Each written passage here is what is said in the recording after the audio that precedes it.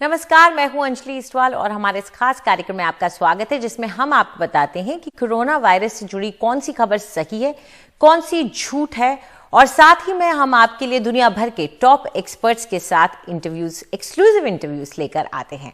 आज हम सबसे पहले चर्चा करेंगे दिल्ली की, क्योंकि दिल्ली में सिर्फ इस महीने की अगर हम बात करें तो 1 लाख से भी ज्यादा मामले रिकॉर्ड किए गए हैं सिर्फ इसी महीने में और 1200 मौतें हुई हैं 1 नवंबर से लेकर के 16 नवंबर का यह आंकड़ा मैं आपको बता रही हूं। इस सब के बीच में सरकार कह रही है दिल्ली की कि लॉकडाउन हम नहीं करेंगे लेकिन एक लोकल रिस्ट्रिक्शन करेंगे, यानी कि जो भी भीड़ भाड़ वाली जगह है जहां पर हॉटस्पॉट बन सकता है वहां पर रिस्ट्रिक्शन किया जाएगा। दिल्ली सरकार चाहती है कि पहले जो उसने शादियों में 200 लोगों की अनुमति जैसी रियायतें बड़ी दरिया दिली के साथ दे दी थी, अब उन्हें वापस लिया जाए। तो आखिर दिल्ली सरकार ये यो क्यों करती रहती है, कभी ये कभी वो, और उसका नतीजा जो खामियाजा उठा रहे हैं वो दिल्ली के लोग हैं। इस पर चर्चा करने के लिए डॉक्टर रचना कुचेरिया हमारे साथ जुड़ गई हैं, जो कि संक्रामक रोग विशेषज्ञ हैं। शुक्रिया डॉक्टर कुचेरिया। ये दिल्ली सरकार ने जब रियायतें दी थी तब भी हमने उस दिन एक कार्यक्रम किया था और ये सवाल उठाया था कि क्यों इतनी रियायतें दी जा रही हैं दिवाली से पहले। बसेस को फुल कैपेसिटी दौड़ाया जा रहा है, 200 तक लोगों को आपकी शादी का परमिशन दे दिया गया, वो भी बंद कमरे में, एक बैंक्वेट हॉल में। तो जब सवाल ये उठता है कि दिल्ली सरकार अब कहती है कि हम लोकल रिस्ट्रिक्शन करेंगे, तो क्या अब दिल्ली सरकार के पास कोई चारा नहीं रह गया है कि आप जहां पर भीड़ आ रही है अब उसी को रोकें? मेरे ख्याल में ये सही कदम है और शायद जो पहले वाला कदम था वो समय से पहले या वो प्रीमेच्योर था, क्योंकि वायरस की विज्ञान में ऐसा कोई तबादली नहीं हुई है, कोई बदलाव नहीं आया है।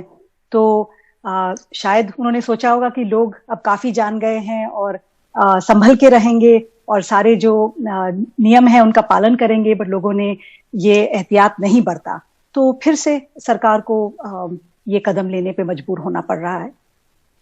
डॉक्टर कुचेरिया, आप क्या मानती हैं, क्योंकि ऐसा नहीं है कि हमारा फेस्टिवल सीजन खत्म हो चुका है, अभी ये जारी है, भले ही दिवाली चला गया हो लेकिन ये न्यू ईयर तक लोग पार्टी करते रहेंगे, बाहर जाते रहेंगे। ऐसे में आपको क्या लगता है कि क्या तरीके हैं जिसके साथ इसे रोका जा सकता है फैलने से?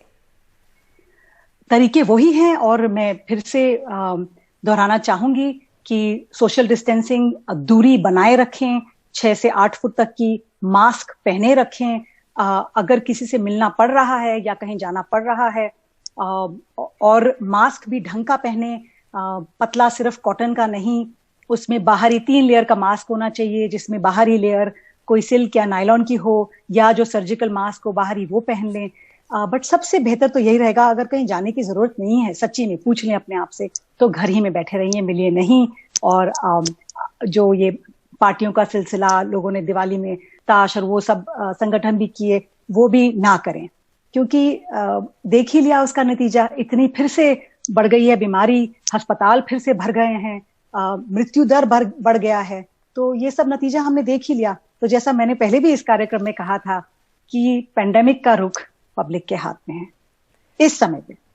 जी डॉक्टर, बहुत बहुत शुक्रिया आपका। लेकिन जाते जाते एक सवाल और आपसे पूछना चाहूंगी, और वो ये कि दिल्ली के लोगों के अंदर जो ये फैला है, क्या ये पीक है? क्योंकि पीक को लेकर के बार बार सवाल आता है और हमने 2 वेव देख ली, जैसे कि हम दिखा रहे हैं उनमें पीक किया, अब ये तीसरी वेव है, इसमें भी क्या अब ये पीक माने? लेकिन क्या इसका मतलब ये है कि इसके बाद कोई वेव नहीं आएगी? क्या समझे हम?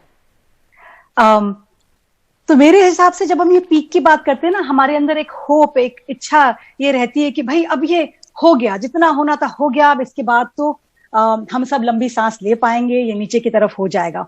मेरे ख्याल में इसलिए हम बार बार ये पीक का जिक्र करते हैं, मगर ऐसा कुछ साइंस में अभी ऐसी कोई बड़ी चीज हुई नहीं है। ये वायरस अभी भी उतना ही जिसे कहते हैं इसकी संक्रमक इन्फेक्शियसनेस, जो संक्रमकता है वो अभी भी बिल्कुल कम नहीं हुई है, बहुत ही इन्फेक्शियस वायरस है। तो वहां पे कोई ठंडी सांस लेने की या ऐसे मानने की कि भैया वो ऊपर पे पहुंच गए, चोटी पे पहुंच गए, तो अब हमें नीचे ही नीचे आना है, ये मेरे ख्याल में थोड़ा ठीक नहीं होगा सोचना। दूसरी बड़ी बात जो मैं जरूर यहाँ पे एक बार कहना चाहूंगी कि अब बहुत लोगों को कोविड हो भी चुका है, तो उसके बाद क्या क्या ध्यान रखने हैं, किस तरह से आगे बढ़ना है, उन चीजों पे भी एक साइंटिस्ट को और डॉक्टर्स को भी डायलॉग जरूरी है, पब्लिक के साथ जरूरी है, क्या क्या एहतियात बरतने हैं, ये सब बहुत सारी साइंस इसमें अब नई नई उभर के आ रही है। तो इस मुद्दे पे गौर मेरे हिसाब से बहुत जरूरी है। हमारे जो लीडिंग साइंटिस्ट हैं, जो बड़े बड़े सरकारी अस्पतालों में जो रिसर्च करते हैं, इस बारे में भी अब पब्लिक के साथ काफी बात करने का टाइम आ गया है। जी डॉक्टर साहब, आप हमारे साथ बने रहें क्योंकि एक दो सवाल हम आपसे टेस्टिंग को लेकर भी पूछना चाहते हैं। उससे पहले हम जरा लोगों को समझा दें कि टेस्टिंग को लेकर हाल क्या हो रहा है। देखिए, मुंबई शहर में त्योहार के मौके पर अगर आप देखें, जो कि एनडीटीवी ने जांचा है, टेस्टिंग में 72% की गिरावट देखी गई। बहुत बड़ा शहर है, बहुत घनत्व है, बहुत लोग यहाँ रहते हैं, लेकिन शहर में नवंबर के महीने में आप अगर शुरुआत में देखते तो औसतन 13 से 14 हजार टेस्ट हर दिन हो रहे थे, लेकिन पिछले 10 दिन में ये टेस्ट गिरकर 4 हजार से भी कम हो गए हैं। तो टेस्टिंग में ये जो भारी गिरावट देखी गई है, तो जाहिर तौर पर मुंबई के नंबर्स में भी गिरावट देखी जा रही है।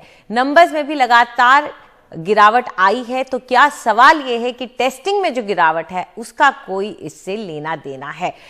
डॉक्टर कुचेरिया, ये सवाल बहुत जरूरी हो जाता है क्योंकि वो शहर जहां पर हमने शुरुआत में इतने ज्यादा केसेस और डेथ्स देखी, वहां आज दिन के 4 हजार टेस्ट भी नहीं हो पा रहे हैं। तो इसके बारे में आप क्या कहेंगे? मेरे ख्याल में तो टेस्टिंग में कोई ढील देनी नहीं चाहिए इस समय कहीं भी, चाहे वो मुंबई हो, चाहे दिल्ली हो, चाहे देश के और जगहें हो। ऐसा कोई संकेत नहीं आया है कि हम टेस्टिंग में ढील दे सकें। और ये कहना आपका बिल्कुल ठीक है कि नंबर ऑफ केसेस हमेशा उससे रिलेटेड, उससे प्रोपोर्शनल रहेगा कि कितने टेस्ट किए जा रहे हैं पब्लिक में। जी बिल्कुल।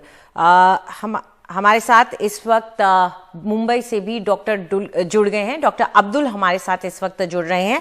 हमसे बात करने के लिए बहुत बहुत शुक्रिया आपका डॉक्टर। ये जानना चाहेंगे कि जो टेस्टिंग में गिरावट आ रही है, उसके पीछे वजह क्या लग रही है आपको? Thank you for inviting me on the show. I would like to add one very important fact that Mumbai has been able to control the situation. बता देंगे?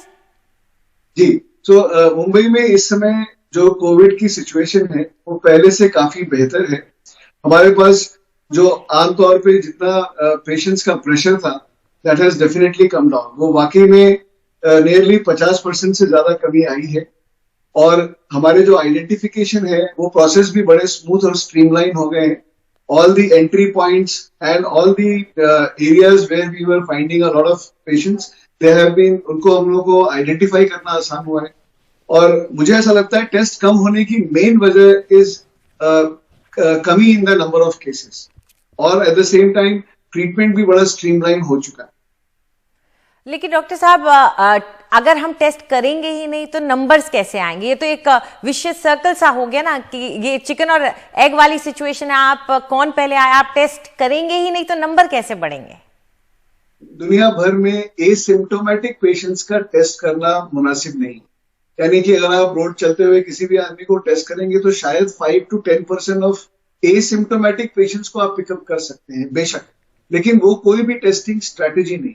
जब तक आपके पास में सिम्टम या टेम्परेचर या कोई भी ऐसा हाई रिस्क फैक्टर ना हो जिसमें आपको टेस्ट करना हो, आई थिंक वो मुनासिब नहीं है। I think that will be a paranoid way of looking at the numbers, but availability and freedom for doing tests at the lowest threshold should be the approach, which Mumbai has been able to adopt for the past 3 months.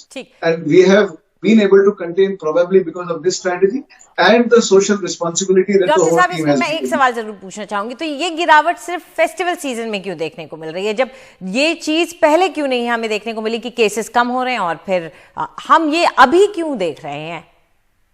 अगर आप population kinetics को देखेंगे तो I think the number of cases जो मुंबई ने सबसे पहले पिछले 6 महीने से जो नंबर ऑफ केसेस में हमारे पास सबसे ज्यादा नंबर ऑफ केसेस आते थे, वो इसी बात का रिफ्लेक्शन है कि पॉपुलेशन में एक significant chunk of people have already gotten infected, people have understood the high risk vulnerable population जो है, they have already gotten the infections and there is a decline because of the social behaviour, I personally feel, and the same thing will happen in every other city. शायद Delhi is going through the same cycle now.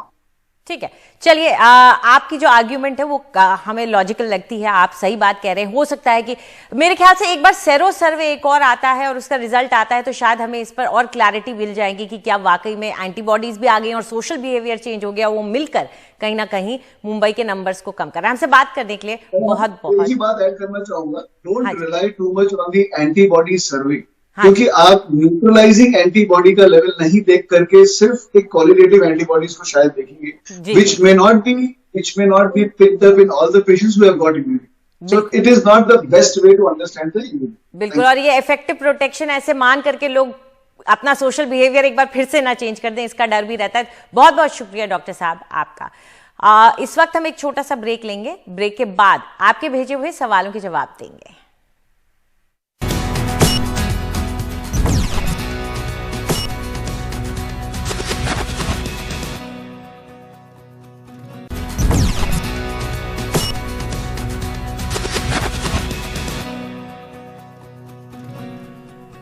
हमारे खास कार्यक्रम में आपका एक बार फिर से स्वागत है। अब वक्त है आपके भेजे हुए सवालों के जवाब देने का, और उसके लिए हमारे साथ जुड़ गए डॉक्टर अनूप कुमार, जो कि professor and head of department हैं urology, robotics and renal transplant, Safdarjung hospital से।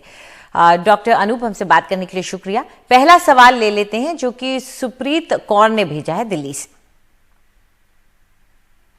नाम सुप्रीत है और मैं दिल्ली से हूँ। मेरा आपसे यह प्रश्न है कि पानी की कमी से कोविड-19 जैसे संक्रामक रोग कैसे प्रभावित होते हैं? धन्यवाद।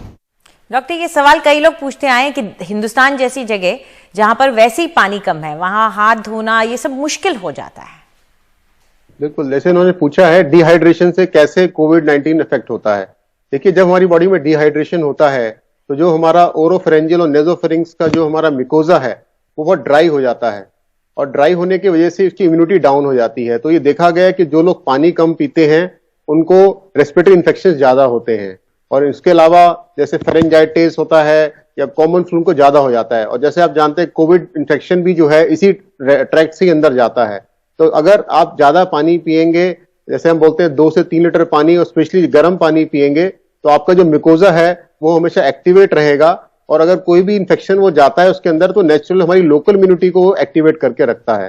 तो जितना आप पानी ज्यादा पीते हैं उतना आप किसी भी तरह के रेस्पिरेटरी इन्फेक्शन से बचते हैं। जी बिल्कुल। डॉक्टर, साथ में उसका भी बता दीजिए, क्योंकि इनका जो सवाल था थोड़ा एम्बिग्यूअस सा था। मान लीजिए अगर उस एंगल से भी अगर वो पूछ रही हैं तो क्या आप उसका जवाब देंगे? जैसे उन्होंने पूछा कि पानी डिहाइड्रेशन से और क्या असर पड़ सकता है। देखिए, डिहाइड्रेशन से हमें और भी बहुत सारे नुकसान। डिहाइड्रेशन नहीं, मैं ये पूछ रही हूँ कि एपिडेमियोलॉजिकली क्या असर पड़ता है उन इलाकों में जहां पानी कम होता है।